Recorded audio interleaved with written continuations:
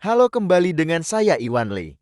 Setelah vlog pertama mengeksplor tempat-tempat tersebut, selanjutnya akan menjelajahi Fenghuang Ancient Tower dan seputar Xiangjiaji. Akhir vlog pertama kami menginap di Hotel Bamaudao yang memiliki pemandangan jembatan Shuoshui yang sangat indah yang bisa disaksikan langsung dari kamar hotel. Pagi harinya, setelah sarapan dari hotel, kami berkeliling di sekitar Shuoshui Ancient Town ini. Kami memasuki toko yang ternyata tempat menyewakan pakaian adat dan harga sewanya juga cukup murah, yaitu sekitar 35 yuan, sekitar 75 ribu rupiah, yang bisa kita pakai untuk berkeliling sepuasnya satu harian. Dan bisa juga full make up dandan dengan jasa fotografer dengan harga yang berbeda. Kota kuno Shuoshui ini berada di distrik Xianjian yang terletak di tepi Sungai Apang, anak sungai utama Sungai Wujian. Kota ini termasuk kota bersejarah dan budaya nasional, serta kota kuno berusia lebih dari 1.000 tahun, yang mengintegrasikan kompleks bangunan panggung Tujia, dermaga transportasi air, serta pasar bisnis dan perdagangan. Jembatan Anying dan hujan di atas Sungai Apeng memiliki panjang 658 meter dan lebar 5 meter, yang disebut sebagai Jembatan Anying dan hujan pertama di dunia. Kota ini tidak hanya mencerminkan perbedaan dengan periode sejarah kota-kota lain, tetapi juga mewujudkan integrasi budaya Ba, budaya Tujian, dan budaya Han. Kota ini juga menunjukkan warisan dan inovasi dalam budaya dermaga, budaya pedagang, dan budaya kota lapangan yang semuanya saling terkait. Dulunya dikenal sebagai Bendungan Bangau Putih dan Bendungan Sungai Zhuo. Tata letak umum kota kuno ini adalah satu bendungan, 2 jalan, 3 istana, dan 6 halaman, dan jalan serta gang kuno tetap utuh, diberkahi dengan warisan budaya yang kaya. Kota kuno ini memiliki kerajinan rakyat yang saling berhubungan, seperti opera kuno Hou dan brokat Tujia sebagai warisan budaya tak benda. Mencakup objek wisata seperti feri Tentara Merang, gerbang kota Angkatan Laut, Olah Pameran Hati Nurani, jembatan terlindung, kediaman 8 orang suci, Wen Tiangung, Gong Jia Bautin, toko uang Yanfang, kediaman lama Wang Benshan, pabrik minyak Guangxi, istana panjang umur. Dengan kesederhanaan primitif dan cita rasa antik, kota kuno Shuoshui menunjukkan pesona kota kuno. Melihat penjual buah di tepi jalan, membuat kami singgah dan membeli buah anggur hijau dengan harga yang sangat murah, yaitu 6 yuan untuk 6 one atau 1 kati. Setelah puas mengitari kota ini, kami segera check out dari hotel dan menuju Fenghuang Ancient Town, jaraknya sekitar 230 km atau perjalanan 3 jam dengan mobil. Sambil menikmati pemandangan dalam perjalanan, akhirnya kami tiba di Fenghuang dan makan siang di satu restoran dengan masakan khas Chongqing. Karena lokasi hotel berada di pinggir sungai dan mobil tidak bisa parkir di depan hotel, maka kami menelepon pihak hotel dan dengan sigap segera tiba di tempat kami makan. Seorang wanita mengangkut 2 koper dan dengan sangat lincah juga semangat untuk memberikan pelayanan yang terbaik agar mendapatkan penilaian bintang 5 pada aplikasi pemesanan yang akan mempengaruhi tingkat hunian hotel yang persaingannya cukup ketat di masa-masa hari biasa.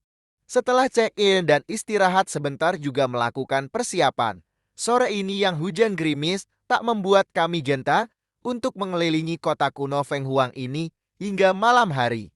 Kota Fenghuang adalah sebuah kota kecil yang terletak di prefektur Jiangxi, Provinsi Hunan, China. Kota kuno ini didirikan pada zaman pemerintahan Kaisar Kangxi, Dinasti Qing, dinasti terakhir dalam sejarah Tiongkok. Kota Fenghuang memang adalah kota kecil karena di dalam kota ini hanya terdapat sebuah jalan membujur dari barat ke timur, tetapi jalan ini benar-benar adalah sebuah serambi panjang yang hijau. Kota Fenghuang mendapat namanya daripada sebuah gunung yang terdapat di sebelah barat dayanya, dan bentuk gunung itu seperti seekor phoenix Fenghuang yang sedang terbang. Lebih dari setengah penduduk kota ini beretnis Miao atau Tujia. Kota kuno Fenghuang terbagi menjadi 2 bagian, yaitu kota lama dan kota baru. Kota lama dengan tembok batu merah dibangun di kaki Gunung Nanhuo dengan sungai Tuojiang yang dangkal dan jernih mengalir dari bagian tengah kota tersebut untuk berjalan keluar dari kota lama. Penduduk setempat akan melintasi jembatan kayu yang sempit yang terletak di bawah gerbang utara kota lama. Di tebing sungai Tuo, kelihatan rumah panggung yang sudah bersejarah ratusan tahun yang dulunya dibangun satu demi satu hingga pemandangan di kota Fenghuang menjadi indah. Terdapat banyak tapak peninggalan sejarah yang masih terpelihara dengan baik di kota ini. Antaranya termasuklah menara purba yang indah, kuil kuno yang dibangun pada zaman dinasti Ming dan dinasti Qin, Gua Kilian yang digelar istana seni bawah tanah, kota purba Huang Xiqiao yang dibangun pada zaman dinasti Tang, dan dermaga yang diberi nama tembok besar di selatan. Dahulu tempat ini merupakan tempat berkumpulnya para politikus, panglima perang, kepala suku, suku minoritas Miao, dan bandit, yang dapat dianggap sebagai tempat barbar pada umumnya. Namun, di kota yang tersembunyi di pegunungan seperti ini, muncul Perdana Menteri Republik Tiongkok Xiong Zilin, penulis terkenal Shen Chongwan, dan pelukis Huang Yongye dalam 100 tahun terakhir, menjadikan kota kuno ini seterang mutiara, yang dihiasi dengan adat istiadat Hunan bagian barat. Mengunjungi kota kuno seluas sekitar 10 km persegi ini, Anda akan langsung menyukainya dan menemukan misteri budayanya yang mendalam. Berjalan-jalanlah di kota kuno yang tenang, menghirup udara segar akan membuat Anda memanjakan diri. Biasanya akan lebih sedikit orang di pagi hari. Jadi ini adalah waktu yang tepat untuk mengabadikan keindahan Fenghuang dengan kamera Anda. Pemandangan malam sungai Tuojian juga menawan dan memabukkan, terutama setelah hujan. Jembatan Nanhuo dan puncak gunung dekat Shawan adalah tempat yang bagus untuk mengambil pemandangan malam. Mari kita nikmati bersama berkeliling Fenghuang Ancin tahun ini.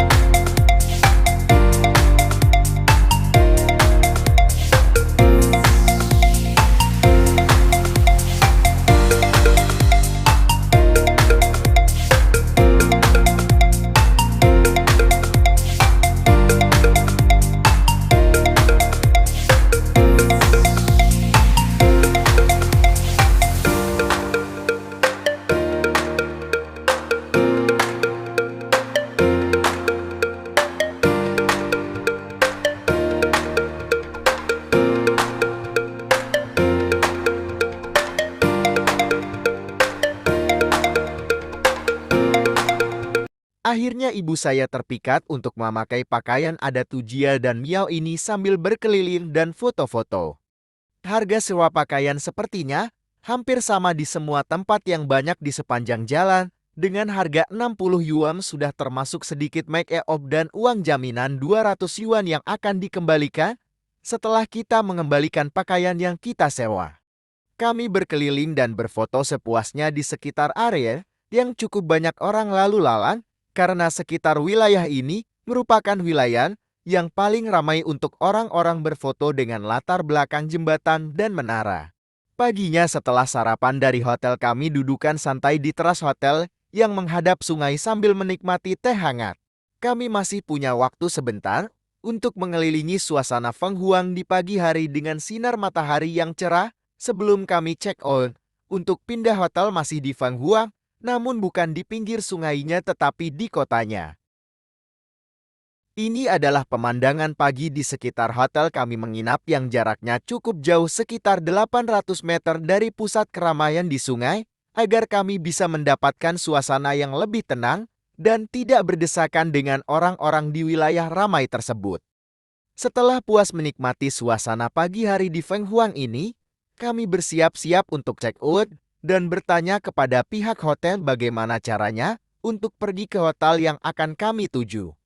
Tak disangka, karena melihat kesulitan bahasa dan aplikasi pesan untuk memesan taksi yang agak sulit, sehingga pelayan hotel menawarkan mengantar kami dengan mobil pribadinya dengan cuma-cuma menuju hotel yang akan kami inap malam ini. Jaraknya sekitar 3 km dari hotel awal menuju hotel yang akan kami inap malam ini.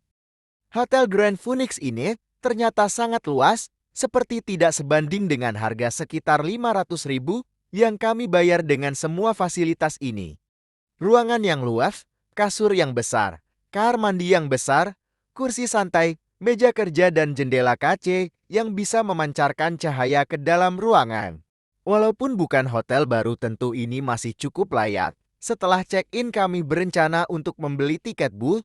Untuk besok kami berangkat ke Shangjiaji, jarak terminal di peta sekitar 1 km, sehingga kami memutuskan untuk berjalan kaki sambil menikmati jalanan kota ini. Dengan santai kami berjalan melihat kiri dan kanan pemandangan sekitar tak terasa kami sudah tiba di terminal bus yang kami tuju. Tapi suasananya cukup sepi dan tidak banyak aktivitas namun kami tetap masuk dan bertanya untuk tiket bus yang akan kami naiki. Ternyata untuk trayek bus yang saya dapatkan jadwalnya dari googling sudah tidak berlaku lagi, itu adalah trayek lama, sudah dihilangkan. Ditiadakan hanya ada beberapa trayek baru yang terpampang di layar. Setelah dari terminal bus tersebut tidak jauh kami naik taksi dengan jarak sekitar 2 km untuk jalan-jalan naik kereta maglev yaitu kereta bukan dengan roda baja konvensional, maglev menggunakan levitasi magnetik maglev dan melayang di atas lintasan tanpa kontak antara badan dan rel. Untuk masuk area kereta maglev kita harus membeli tiket, ada 2 jenis tiket, satu yang murah 28 yuan. Untuk dapat memasuki wilayah stasiun kereta, yang saat ini ada total 4 stasiun perhentian, yang bisa kita naiki asal kita tidak keluar area scan karcis tetat, bisa mondar-mandir di sekitar stasiun. Dan tiket satu lagi yang lebih mahal sekitar 56 yuan adalah tambahan fasilitas di terminal akhir bisa naik mobil wisata berkeliling melihat pemandangan alam. Kami hanya membeli yang 28 yuan. Jadi kami masuk. Keliling naik kereta sambil menunggu hingga senja untuk menikmati pemandang sore menjelang malam dari ketinggian bukit di atas kota Feng Huan. Naik eskalator terbuka yang cukup tinggi yang terbagi 2 kali naik dan berjalan menuju terminal kereta maglev sambil melihat pemandangan di sekitar area dan jarak pandang jauh ke kota Feng Huan. Kelihatan terik matahari namun suhu udara cukup nyaman untuk bulan Oktober awal ini yang sekitar 23 derajat Celcius pada sore hari ini. Jalur kereta maglev ini rencananya akan dibangun 6 stasiun perhentian, namun saat ini fase pertama yang secara resmi mulai beroperasi pada 30 Juli tahun 2022, ada 4 stasiun yaitu Stasiun Feng Huang Gujian, Stasiun Feng Huang Yimbin, Stasiun Feng Huang Lansheng tempat saya berada pertama ini, yang bisa menuju kota kuno Fenghuang. Dan yang terakhir stasiun Fenghuang Dengdai.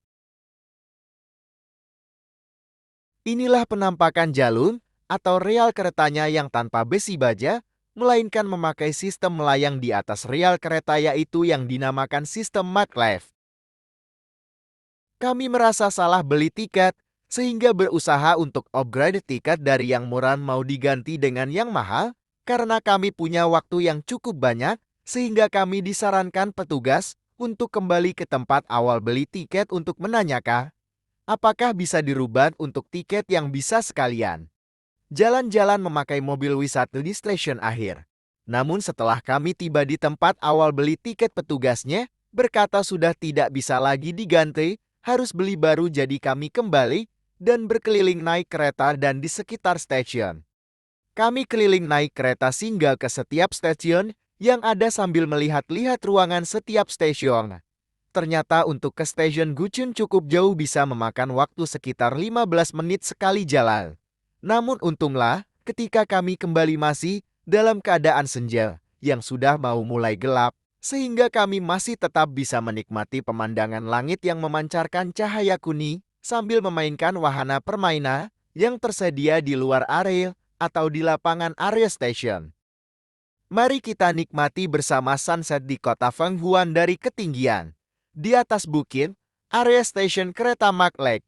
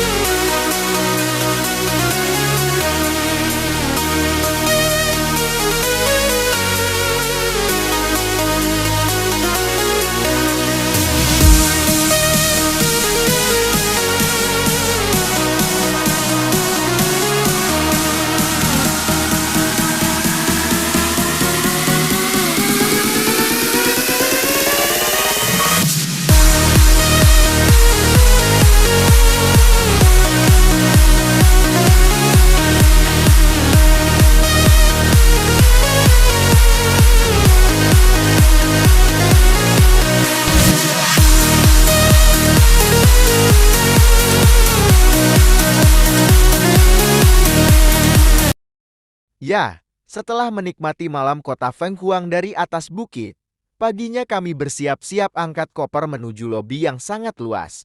Setelah check out dari meja resepsionis, kami bersiap-siap naik taksi menuju stasiun kereta cepat Fenghuang Guche untuk menuju Sangjiaji.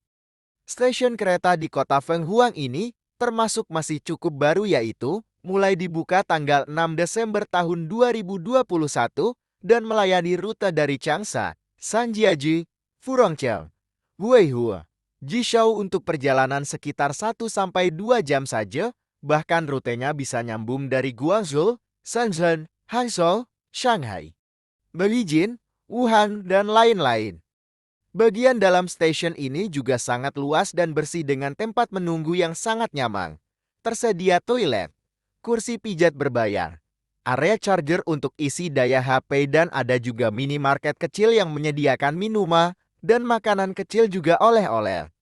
Kereta tiba juga sangat tepat waktu dan tiket kebanyakan dapat dibeli mandiri di mesin pembelian tiket dan kita duduk sesuai gerbong dan nomor yang sudah disediakan. Tidak lama kami sudah tiba di stasiun Sangjiaji dan kami melanjutkan perjalanan dengan naik taksi menuju hotel. Kami menginap jaraknya sekitar 25 km dengan harga taksi online sekitar 35 yuan.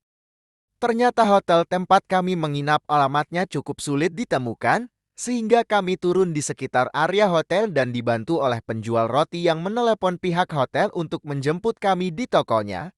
Ternyata hotelnya berada pada bagian dalam komplek yang jaraknya sekitar 600 meter dari tepi jalan. Untunglah hotelnya ada lift sehingga ibu saya tidak harus naik turun tangga. Setelah check-in dan konsultasi sebentar dengan orang hotel, sebaiknya kami pergi kemana dulu, dan setelah paham kami langsung bergegas naik taksi menuju Grand Canyon Shangjiaji. Saat konsultasi dengan pihak hotel tadi, kami dibantu untuk membeli tiket masuk ke Grand Canyon Shangjiaji ini melalui aplikasi online. Harga tiket masuk sekitar 500.000 per orang. Jembatan kaca Shangjiaji adalah sebuah jembatan layang di Shangjiaji, Hunan, di atas kawasan Wulingyuan. Jembatan ini dibangun sebagai tempat wisata, memiliki dasar kaca dan transparan.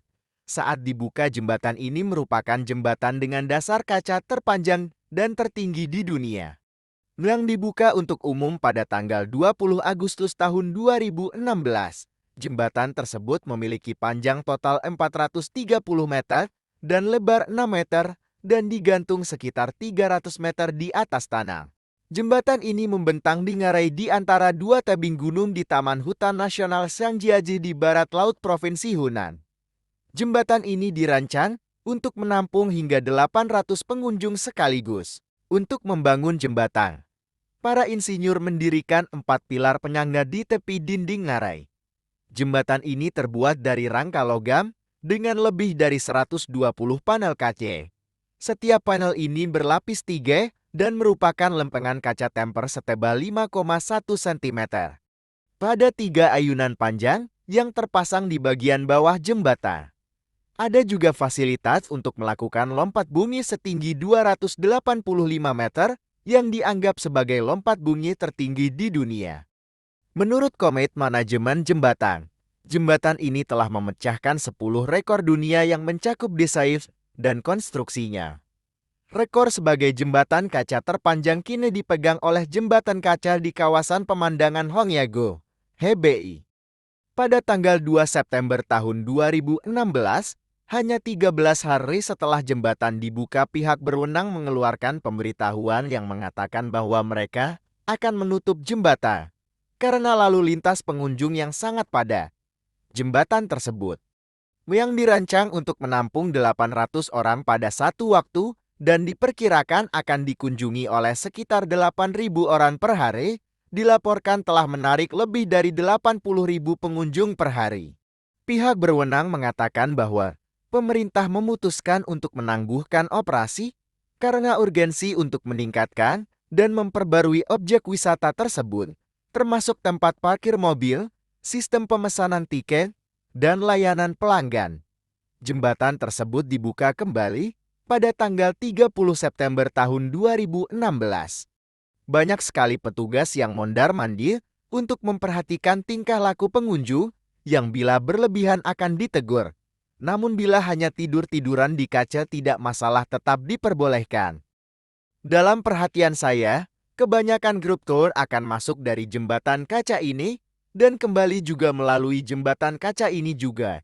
Tiket masuk kami sudah meliputi naik turun lift atau elevator, juga termasuk naik kapal kecil yang tersedia.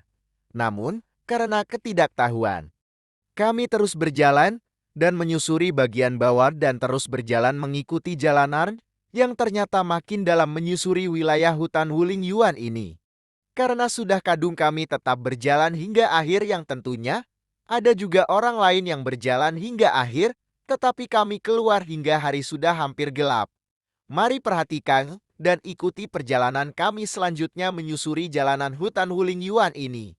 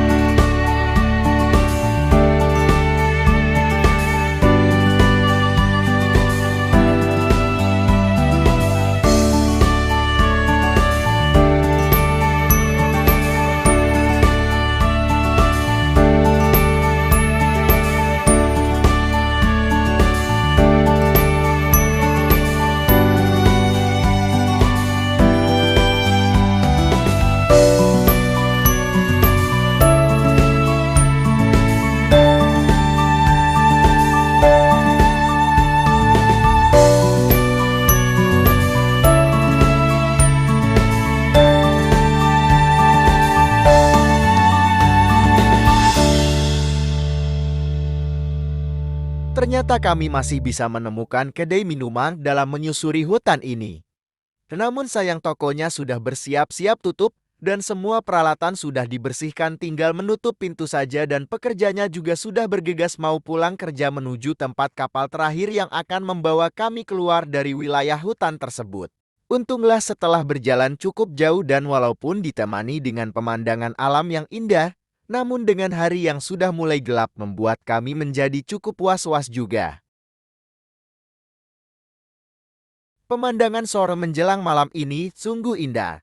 Saat menyusuri sungai dengan kapal yang disuguhkan bukit tebing kiri kanan, pepohonan yang rindang, cuaca yang adem, dan langit senja, serta suasana yang tenang hening dengan suara alam sekitarnya. Ternyata sudah tidak ada angkutan bus yang akan membawa kami kembali ke tempat awal berkumpul, tetapi untunglah ada beberapa penduduk atau orang sudah bersiap untuk menyewakan mobilnya untuk mengantar kami kembali ke hotel yang jaraknya sekitar 35 km dengan harga 80 yuan.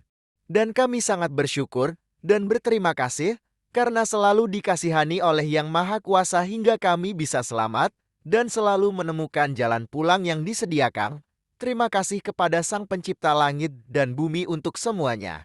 Akhirnya kami tiba dan turun di sekitar hotel berkeliling dan memilih untuk melihat apa yang akan kami makan untuk malam ini.